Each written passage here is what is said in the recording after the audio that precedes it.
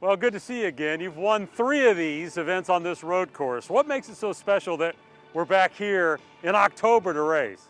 I read it's 42.9% of success, so that's pretty good. Yeah. It's great to be back. I love being here. It's obviously the heart of IndyCar racing is Indianapolis, so it's great to be back. Obviously, the place is moving more and more as we come, and obviously, just excited to be on the track. We've got 2 races this weekend with the Harvest Grand Prix, and hopefully we can get number 4 and 5. Got gonna have 10,000 fans here. What does it mean to you, the fact that we're starting to have some normalcy? It'd be 10,000 here, which is kind of cool. Yeah, it's great to see movement. It's great to see excitement, obviously, around racing. It's an industry.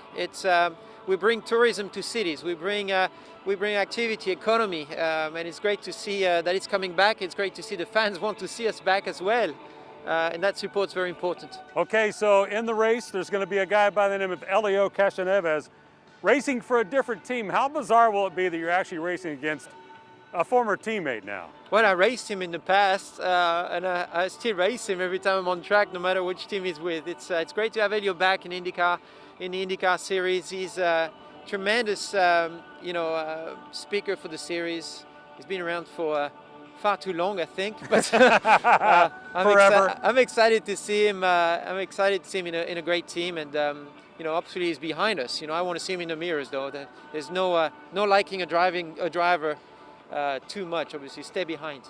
You've had the kind of years that Scott Dixon's had. I mean, can anybody catch him? I mean, it's been remarkable what he's been able to. You have to give him a shout out, right? Well, absolutely. I mean, anyone that puts himself in a position like he has the last couple of years, the last several years is amazing. So we've definitely had great years like he's having, and that's part of the game. It's the same for any athletes. You end up having great years and not so good years.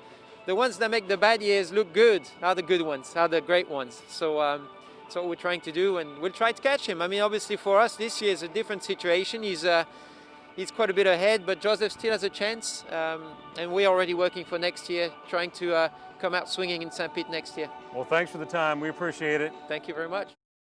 Well, here he is chasing his 6th IndyCar title. Scott Dixon, kind enough to join us as we get ready for the Harvest Grand Prix. How excited are you to do a double dip? You get to race twice in 3 days at Indy. That's pretty fun. Well, I'll be super excited if the 2 races go well. But no, it's been it's been a crazy year for so many people, and I think the exciting part for this weekend here at IMS is that they're going to be welcoming fans back, 10,000 per day, which is huge, and we've definitely missed the fans a lot, but excited to get closer to the end of this championship. It's been a pretty strong one for Chip Ganassi Racing, and especially for the PNC Bank number 9. We had a rough doubleheader, a couple of weeks back, but we're definitely going to try and set it straight coming into this weekend. Hey, being so close to winning the title again, is it hard? Is it easier to focus in at the mission at hand, or harder?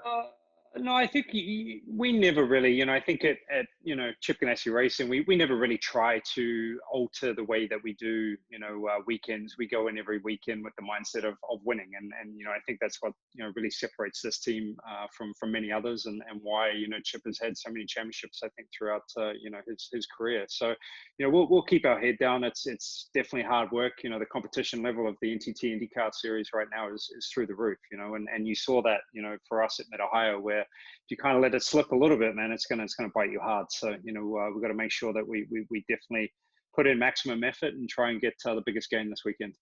You mentioned fans being back. Can you feel that energy of them there before you get in the car? I mean, does that add to the excitement and the drama and the push? Yeah, it does for sure. I think everybody knows, the pre-race, the pump up that you get from the crowd, and then also if you're lucky enough to be celebrating, it's kind of strange. And the big times this year that I noticed that was Texas. We went there first. We were lucky enough to win, and it's kind of weird, man, celebrating in victory lane with, I think there was like 5 people, and it's normally a lot different, and you didn't have, the crowd cheering or anything like that. And then the next biggest thing was probably Indianapolis. I think Indy 500 this year, typical, we meet in the garages, we walk out, Gasoline Alley, and you kind of look up and look down, the front straight and just see, hundreds of thousands of people. And then that atmosphere and just the vibe and the people and the the conversations that you hear going on are like nothing else, and it just, it gives you so much energy for the race. So it's changed a lot, and I'd like to say that all of us, the drivers, teams, everybody are pumped and excited to have the fans back this weekend.